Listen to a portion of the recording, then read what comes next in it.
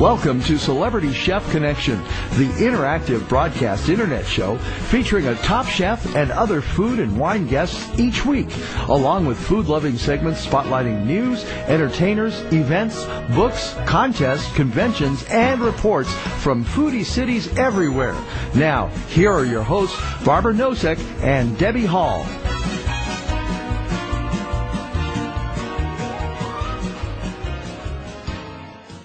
Hey foodie friends, this is Barbara Nosek inviting you into the party room that's otherwise known as Celebrity Chef Connection. And this is Debbie Hall saying, let the good times roll, let the food party begin. We talk about the cuisine culture he'll be joining in Southern California.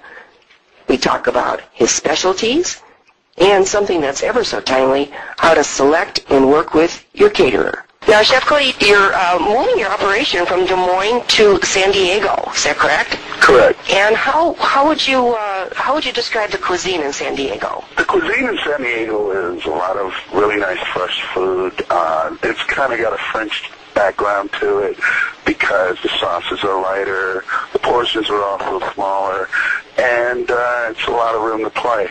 I also see a lot of fusion when I go to different places around town, which is something that really excites me to incorporate Spanish with Italian and French with, let's say, Chinese or something like that. So I see a lot of interesting possibilities. Interesting. Now, let's talk about some of your own specialties. What might those be? Well, basically, you see, I was a very fortunate chef.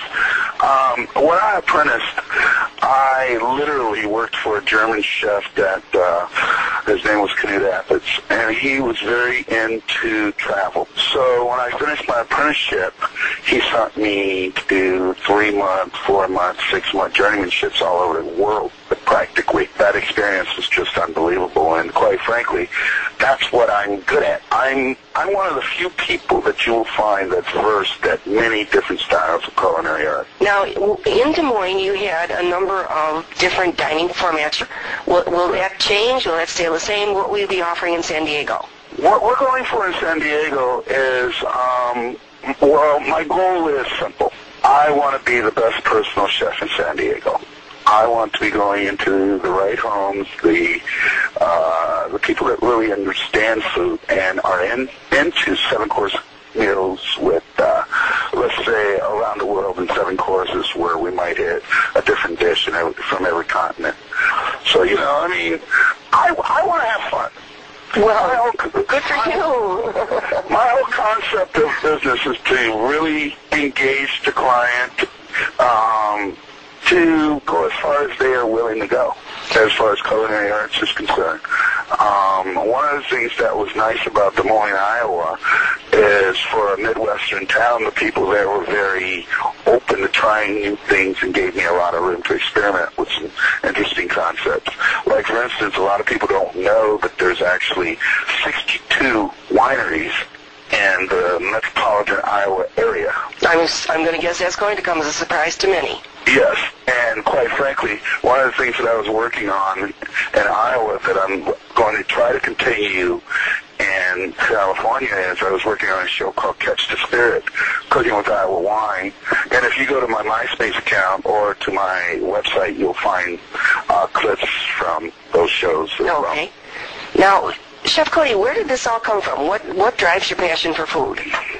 Basically, my dad used to own a couple small little chicken shacks, so to speak, fried chicken, barbecue, you know, things like that when I was a kid.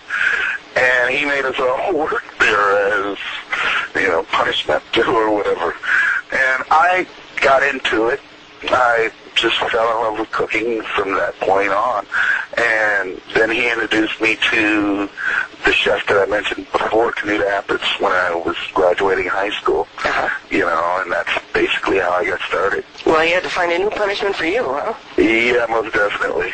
Maybe you could give us the benefit of the perspective from your side of the stove. As folks head into the holidays and look to perhaps hire a caterer, what kind of things do you think they should keep in mind? What should they find when they're looking for that caterer? Well, there's 3 things that I would consider if I was to look for a caterer. And One is, and I think the most, is flexibility.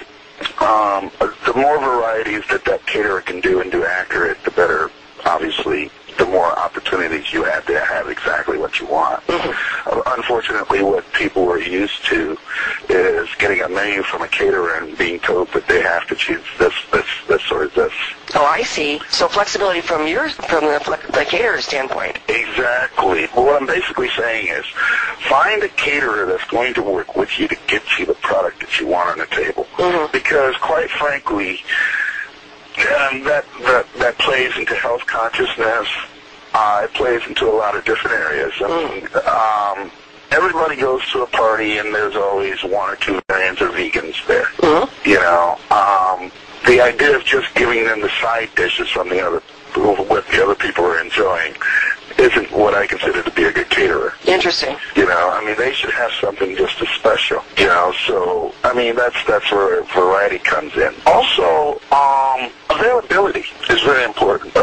Make sure, and this might seem like it's something that you might not be able to control, but you can just by asking a few questions. Make sure your caterer is not overbooking himself.